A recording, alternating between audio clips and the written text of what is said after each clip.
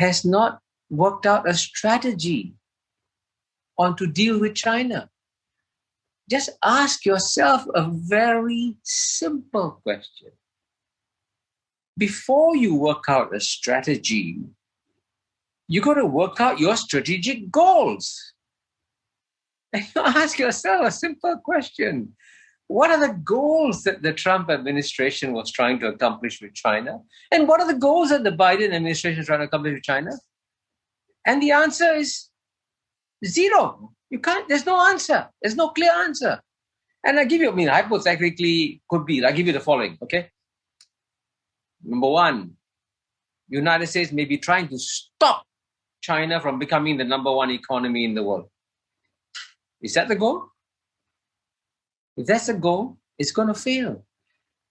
Definitely fail. Because nothing can stop the return of China. Nothing we have no moral right to deprive the Chinese people of their right to improve their standard of living, improve their quality of life. And if they improve their standard, improve their quality of life, they will get a bigger economy. Their per capita income will go up, right?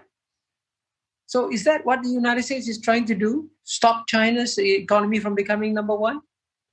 And by the way, Joe Biden said something very revealing in passing.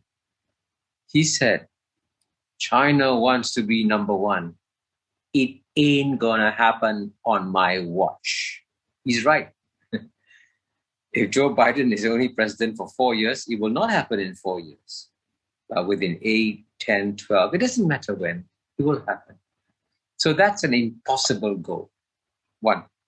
The second goal may be to overthrow the Communist Party of China. And this is, of course, hinted at and in the remarks made by Mike Pompeo, former Vice President Mike Pence. And is that the goal again? It won't work. The Communist Party of China is one of the strongest political parties in the world. It has achieved so much.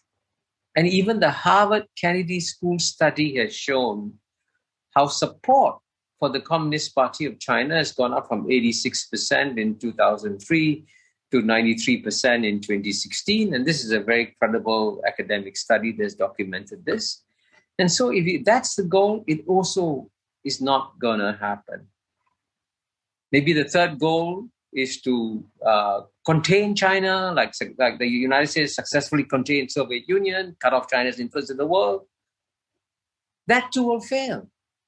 In fact, China today is more integrated into the global economy than the United States is.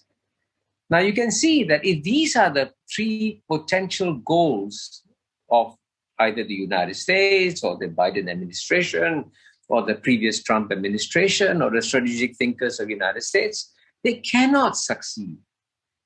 And so this is quite remarkable. The United States is by far the most successful society we have seen in human history. Frankly, no other society has achieved as much as the United States has. Even to today, no other society has sent a man to the moon, right?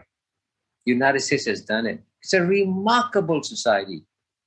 It has the best universities in the world, some of the best think tanks in the world, some of the leading minds in the world. But amazingly, this society has not been able to work out a coherent, credible strategy on how to deal with China. And let me mention in passing also that one reason why I say this with confidence is that at a one-on-one lunch I had, Mr. C.H. Tung, with your friend Henry Kissinger in 3 years ago in 2018, he actually told me that the United States doesn't have a strategy. And that's why you notice, for me, actually, one of the leading indicators that we are now entering difficult times is the fact that Dr. Henry Kissinger, who's normally very cautious, doesn't say very much.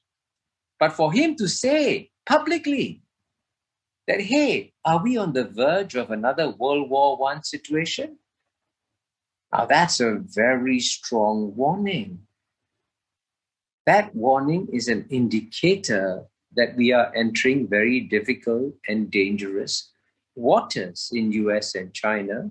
And that's why we need to speak out in Asia and explain that none of the things that the United States is doing with China today are working, and they will not work. And look, for example, let me just mention this, okay? What is the main instrument that the Trump administration used against China, and which sadly is being carried on by the Biden administration? That's the trade war, right? They imposed tariffs, sanctions on China. And, I was at a panel recently speaking at the Harvard Asia Annual Conference, and two very distinguished Harvard professors were there. And when we were discussing this trade war and it hadn't worked, so I said, why doesn't the Biden administration just stop, remove the trade and tariffs, right? And the answer given by a senior member of the Biden administration was that, hey, we cannot use the tariff. We cannot remove the tariffs because we need them as bargaining chips against China. And one Harvard professor very wisely said, well, that's like telling China that if you don't listen to me, I'll shoot myself in the foot again. The trade tariffs have hurt American consumers, have hurt American workers, have hurt the American economy, and haven't damaged China, right? So clearly, if the United States was a reasonable, logical actor on the global stage, it would just get rid of this tariffs and sanctions, but it's not possible to do so. And the fact that it's not possible to do so indicates how strong the anti-China sentiment has become in the American body politic.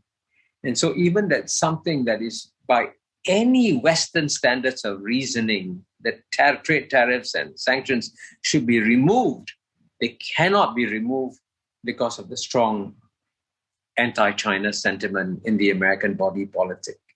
So that's why, frankly, that is actually one of the most important reasons why we in Asia need to speak out, because Biden is boxed in. Even though I'm sure privately he realizes, it privately, that these actions against China don't make sense, right? But because the atmosphere in the US is so toxic, he cannot afford to be soft on China. And that's why we in Asia, and at the end of the day, I must emphasize, the total population of Asia is what?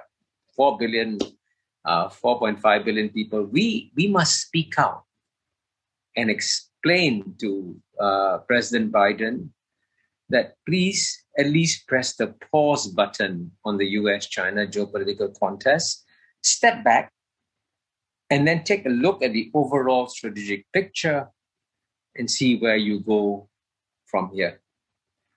And this brings me to the second point on how we can help Biden.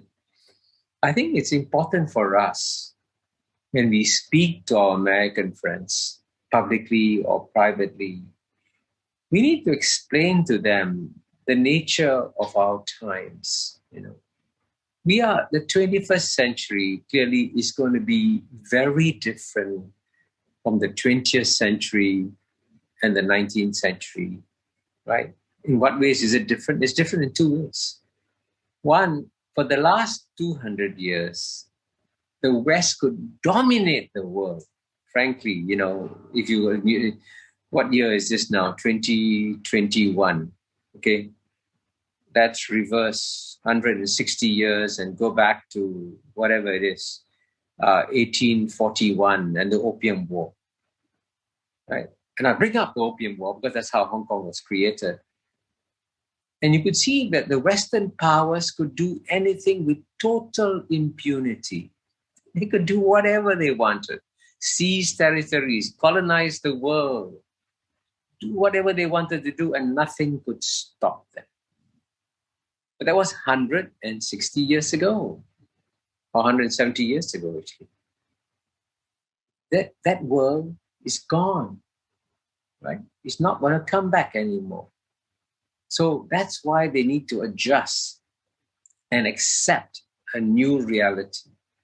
And I say this because, one of the most pathetic sights in my mind was when the G7 leaders met recently and started making pronouncements on saying, China, you must do A, China, you must do B, China, you must do C. Excuse me. Who are these G7 countries? They represent the powers of the past. Their total population is what, 750 million, right? Half of China's, maybe the same as Southeast Asia. Why should they arrogate upon themselves the right to pass judgments? That era when the West could do that is gone. And learn to live in a different era. And clearly what you're seeing now is the return of Asia. That's why the 21st century will be the Asian century. And within Asia, there's a very different dynamic that is taking place. And in the past, frankly, when I grew up as a child in the British colony in Singapore, clearly I had to learn about the West because the West was running the world. Now the time has come for the West to learn and understand Asia because the key economic drivers will come from Asia. And it's time for the West to learn to adjust to Asia. And Asian norms are very, very different from Western norms. And you want a good example of this, the Western countries would like to pass judgments on other countries and say your human rights standards are not good enough, you're making mistakes in A, B, C, D, and they could do that when they were very powerful. But the times have